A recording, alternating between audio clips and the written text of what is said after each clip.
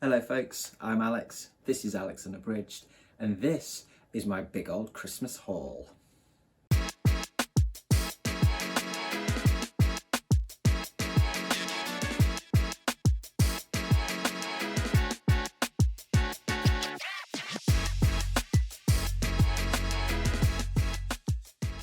So welcome back to the channel if that is the case. Happy New Year! I do hope you all had a lovely Christmas or winter break, shall we say, in case you don't celebrate Christmas.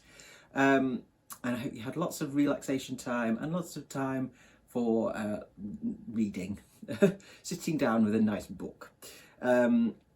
So yes, I was a very lucky chap this Christmas. I got quite a lot of books for Christmas, and I also got some vouchers, quite a lot of vouchers to go and splurge on books.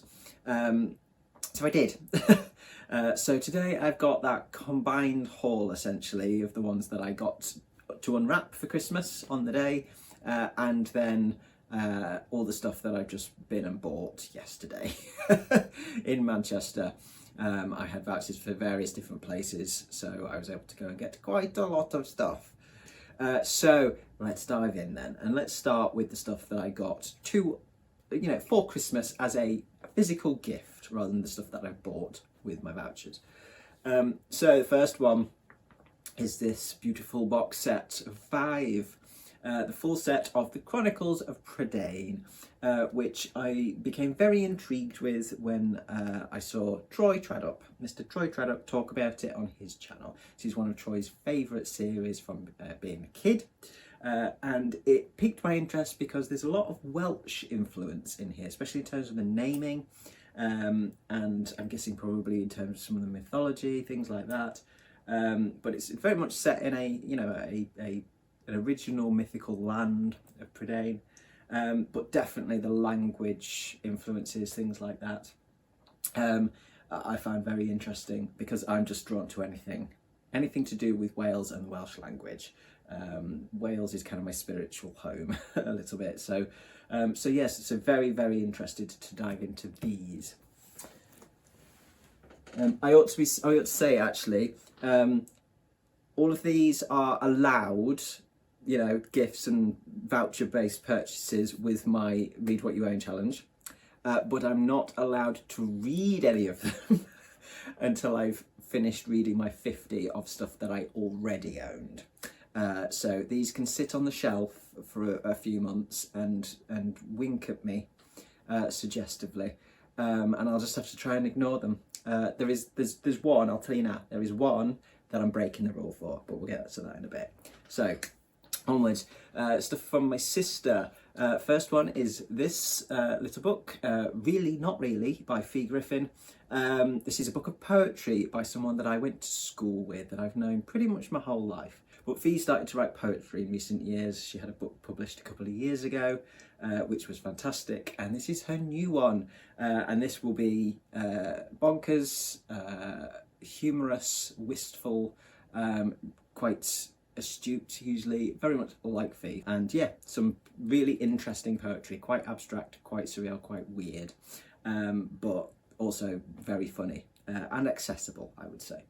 So yes, that one will be an interesting one. And then my sister got me a couple of science fiction masterworks, second-hand ones. I love that, like, my family is totally up for giving and receiving second-hand books. But yeah, my sister dove into the second-hand science fiction masterworks stuff and got this one first off, Ringworld by Larry Niven. This one just sounds interesting to me, but quite bizarre. So I think this one will certainly be one that will wait for a little while until I've got my head into some more science fiction before I try and tackle this, because I have a feeling it might be quite tricky. Do let me know if you think that's not the case, if you are more au fait with both Ringworld and science fiction in general. But yeah, it just sounded really interesting. The other science fiction masterworks that my sister bought me is The Demolished Man by Alfred Bester. I noticed that David Wiley had got this in his favourite books of 2023, So that's a good recommendation. I know David's enjoying his sci-fi. But yeah, I like the sound of this. I know nothing about it. It's, you know, kind of where the police can detect a crime telepathically before it's committed. And so how do you go about committing a crime, planning to commit a crime when that is the case? So yeah, I like that kind of thing. I like things, you know, it sounded a little bit Minority Report-y type thing, which I really like. I really like Minority Report. So yeah, that one went on the list just because I like the sound of the premise. Okay, next one is, oh yes, The Vore by B. Catling, and which is Brian Catling, I think. This one I think I saw on Crystal's channel, Fiber Artsy, if I'm correct, and just it piqued my interest. It sounded bonkers and quite charming, but yeah, it sounds weird and great. So we'll give it a go. And then from the other one my sister got, which I'm really chuffed about, is this one, Birdman by Mo Hader, which I've seen on various channels, I think, but the notable ones, the ones that kind of made me go, I need to read this, were Ollie's, so Criminolly, and also Nick did a really good review of it, Nick over at another BookTube channel. All of the links, if I mention somebody, by the way, their links will be in the description for their channels. And yeah, this one sounds fantastic but disturbing. So yeah, I'm intrigued, a little bit nervous, but very intrigued. It sounds excellent. So we'll see what I make of it, see how disturbing it is. Okay, then from my lovely wife, I got Nelfs, which I'm pretty sure this was Slime and Slashers, Kelsey, who put me onto this one. And again, it just sounds fun. You know, a small child who loves these little green men on TV, the Nelfs, sort of Saturday morning fun. And then the Nelfs change, and they're not particularly nice by the sounds of it. So yeah, this just sounds like really good fun. So this will be saved for an event, I should think, like old school April perhaps, or even some sort of Garb Augusty type thing. And then another one that my wife bought me is this one, A Guest in the House by Emily Carroll. I read Emily Carroll's Through the Woods earlier this year and really loved it. The story, the actual writing, the storytelling is really good. But I really like the artwork, really like the artwork. And this one only came out, I think, possibly in August, September of 2023. And so it kind of gone on my list immediately. And so yeah, really chuffed to have that one. This one looks beautiful. The artwork in it, you know, again looks, it's wonderfully kind of loose and wibbly.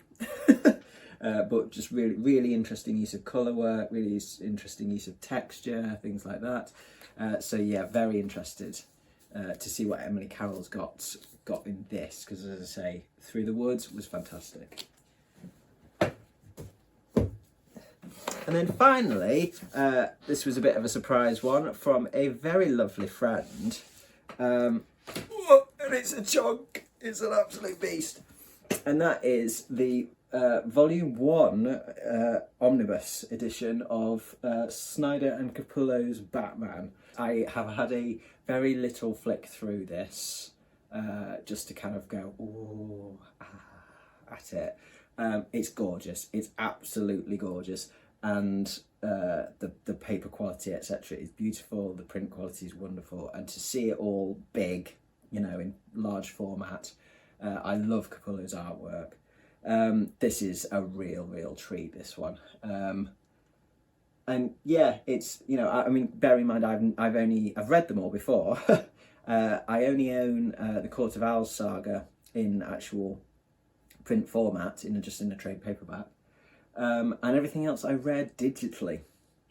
And so it will be a real treat to actually read them properly, kind of back to back in this huge, gorgeous tome. So yeah, that was an absolutely amazing surprise, that one, from a very lovely buddy.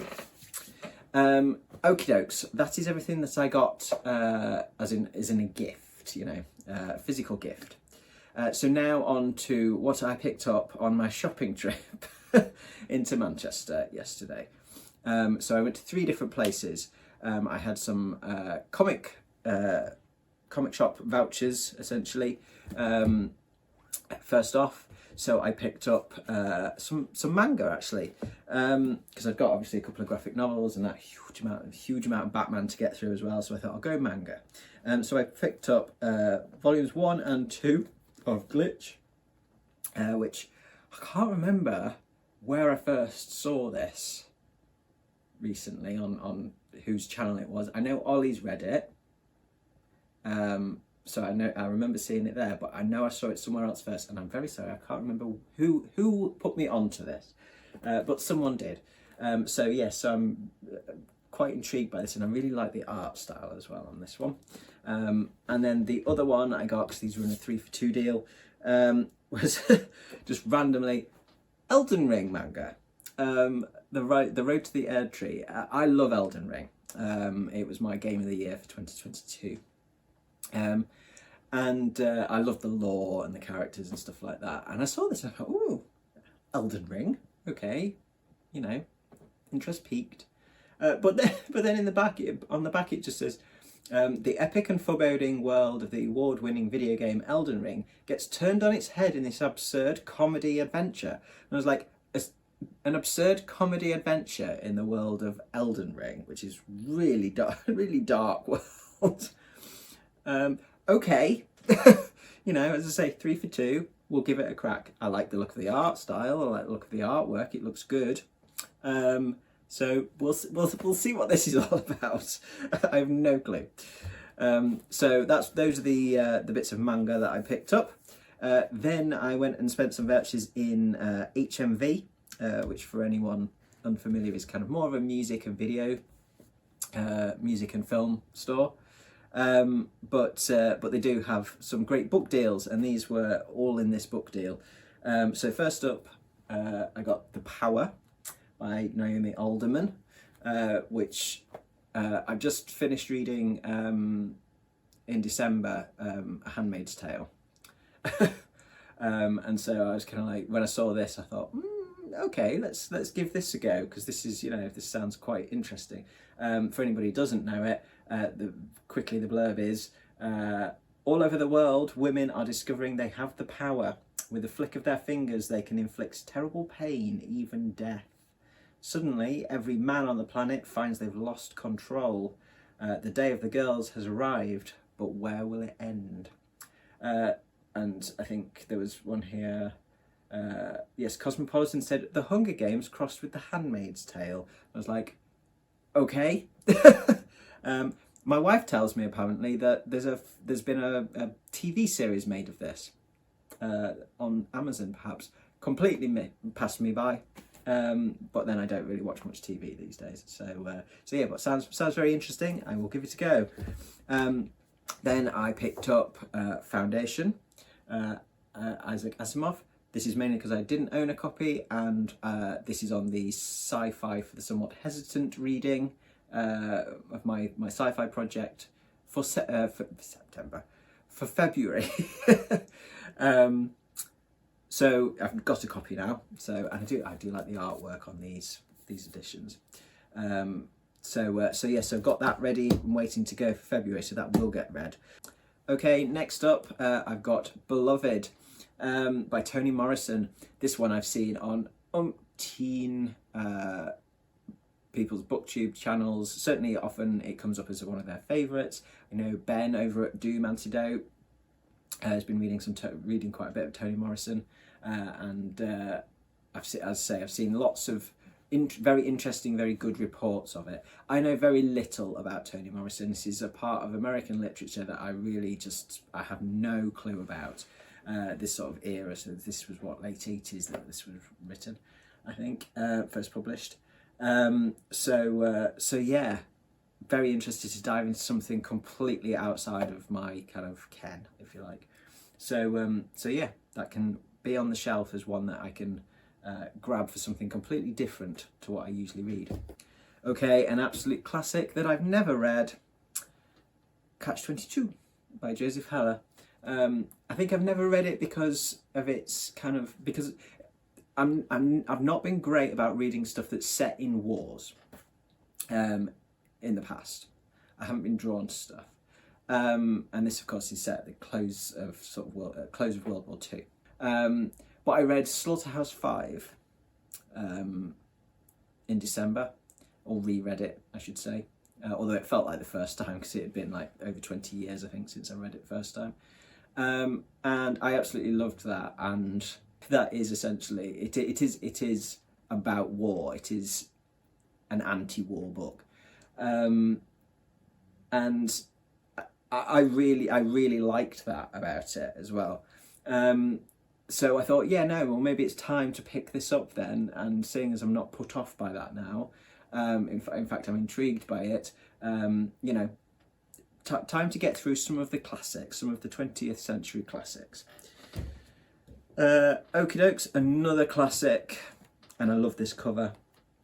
A Clockwork Orange, Anthony Burgess. Never read it. Seen the film, but never read the book. So, as I say, I know the general story from the film. I've seen the film several times. I really like the film. It's one of the. I'm not generally a fan of Kubrick. This is one I am a fan of, the film-wise. But yeah, it'll be interesting to read the actual text.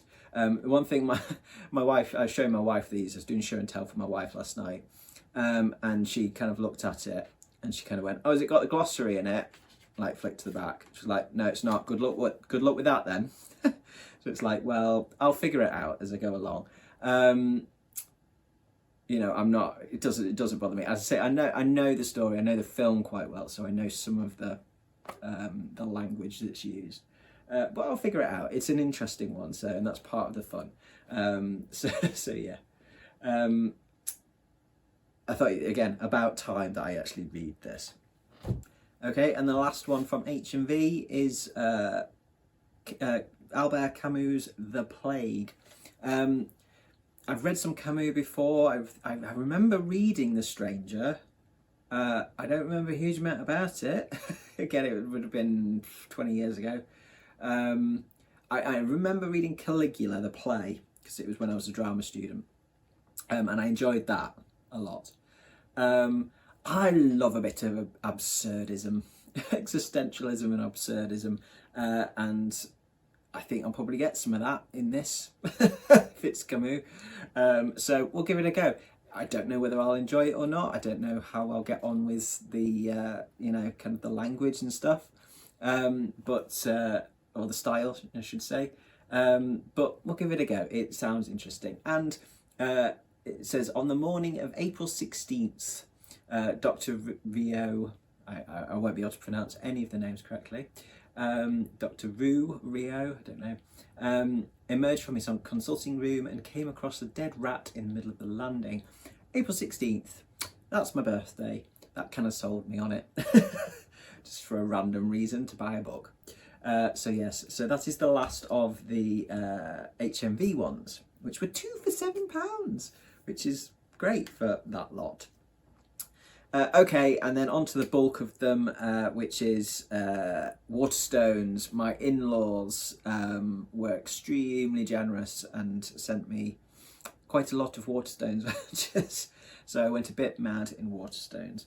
Okay, so first up we've got some non-fiction, which is Femina, A New History of the Middle Ages Through the Women Written Out of It by Janina Ramirez.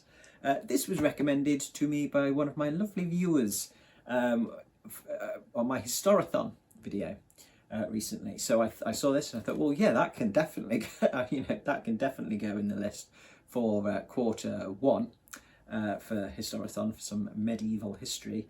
And And I do like Janina Ramirez on the documentaries that, you know, programs that she does on TV. She's extremely accessible, extremely knowledgeable, and yeah, just really engaging speaker, presenter, etc. And knows her stuff. So yeah, if she can write the same way that she kind of comes across on TV, yeah, I think that this could be great. Then another non-fiction is The Wager, A Tale of Shipwreck, Mutiny and Murder by David Gran.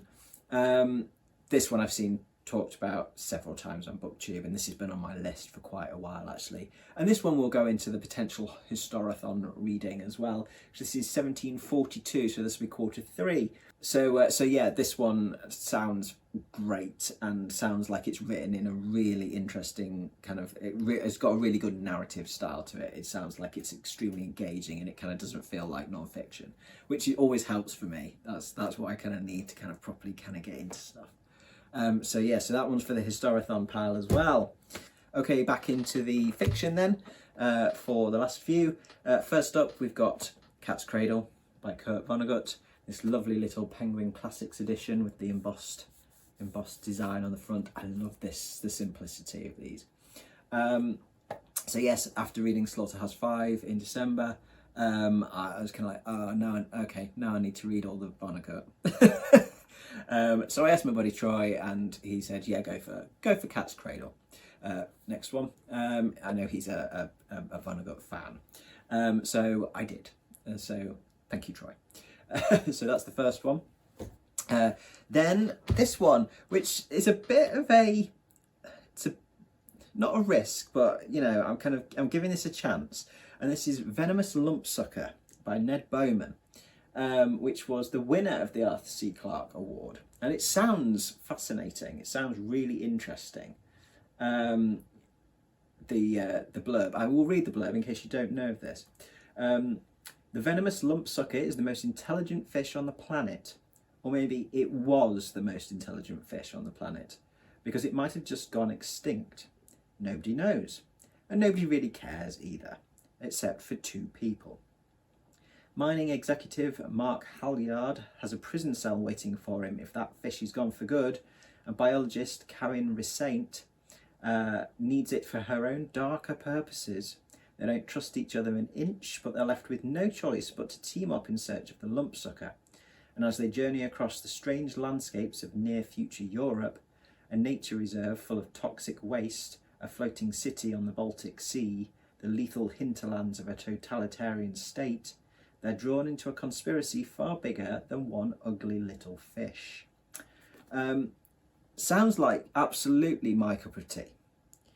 But I have tried some Ned Bowman before, a long time ago. What was it called? The Teleportation Incident? Something like that. And I thought it was awful. As I say, we are talking probably 10 years ago. Coming up 5 to 10 years ago at least, and yeah, I didn't think it was good at all. In fact, I may have even DNF'd it. So this is it's a long time. That was potentially his first book. This has obviously won an award, so it's not terrible. So we'll just see. Maybe it was his style that I didn't like. I don't know. So we'll see. This is a test. You know, has Ned Bowman changed, improved, etc., or has my opinion of his stuff changed, improved, etc.? So, but it sounds really intriguing, and I'll give it a go. Okay, the next one. This one is one that I've wanted to read and not wanted to read for a while, and that is "Tell Me I'm Worthless" by Alison Rumfitt. This is written by a trans woman. This is horror. This is trans horror, queer horror, and this could potentially be a DNF if it's too much for me. But I want to give it a go because I hear such good things about it, such good things about Rumfitt's work. I really feel like I need to give this a crack. So we'll see. I may save this. I'll definitely save this until I'm in a good headspace to read it. But yeah, quite nervous about that one. Okay, so some more queer horror. This one a queer horror comedy, by the sounds of it, which is Patricia Wants to Cuddle. This one I like the title, and it sounds like it could be something. If it's satirical enough, I'll enjoy it. If it's not, I'll probably get really mad at it, because I mean it does say a one-of-a-kind queer horror comedy for people who watch The Bachelor. I don't watch The Bachelor because that's the sort of thing I hate. So it depends. I have seen it and stuff like it. So if it kind of pokes fun at that enough, then I'll be okay. If it doesn't, then I'll probably get a bit mad with it. But we'll see. If you don't know this one, this is the blurb. Renee should be thrilled to have been chosen for one of the final four contestants in The Catch, the world's biggest reality show. Now that she, the other contestants, and Jeremy, The Catch, have arrived on the remote wooded island for the final show, Renee is starting to wonder if there's something wrong. Is she taking a bigger risk than she thought? As she and the other contestants begin their final challenges, they slowly realise that the island they've been taken to is hiding a terrifying secret, one that could make the final elimination event all too real. So yeah, I think it sounds like it could be great fun. So yeah, we'll see what I make of it. And then the other queer horror is Camp Damascus by Chuck Tingle. Again, I've heard fantastic reports from various places and some middling ones as well, some mixed reports. But I am very interested to read, something by the guy who writes all of these really odd or, hilariously titled weird smut books. Something serious, essentially. So yeah, it sounds like an interesting premise, this one. So I'll give it a crack and see what all the fuss is about.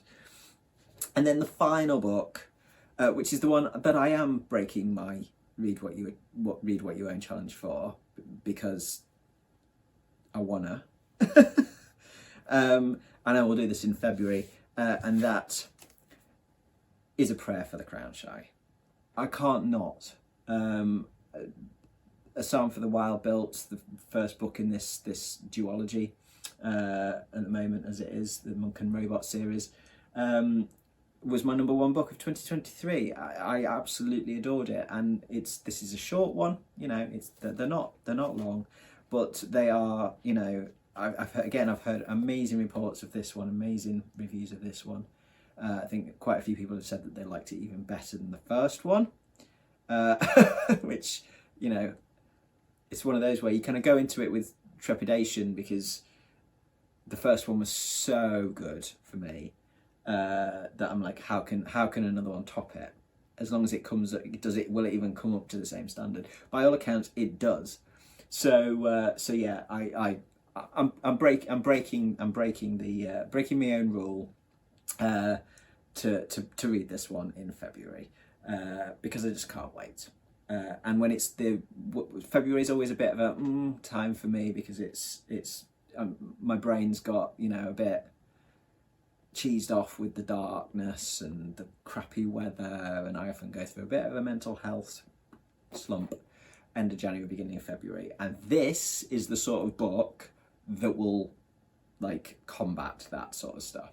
So it's for medical reasons. I just want to read it. I just can't wait to read it. So that'll be ready in February. So that is my haul. I'm very, very lucky that I've got some lovely, generous friends and family that have stocked me up on books virtually for the rest of the year, I think. I don't know. I'll certainly need to do a Read What You Own challenge again next year if I've bought even more throughout the year. because yeah, this is going to keep me going for a while once I finish the current Read What You Own challenge. So yes, I had a great trip into Manchester. I love book shopping. That was as much of as a treat as anything else, was just, you know, spending hours in the bookshops. So yes, do let me know if there's anything that I've shown today that you're particularly interested in reading as well, or that you've read and that you really like, or don't. I want to hear the bad opinions as well, just no spoilers obviously for any of these. And yes, do let me know what you might have been lucky enough to get on your, you know, for your Christmas bookish gifts this or last year now. And yes, that'll do from me today. I think that's plenty. Thank you very much for watching, folks. As always, do consider giving me a like and subscribing for more bookish ramblings coming very soon. But from me, for now, that's ta-ra.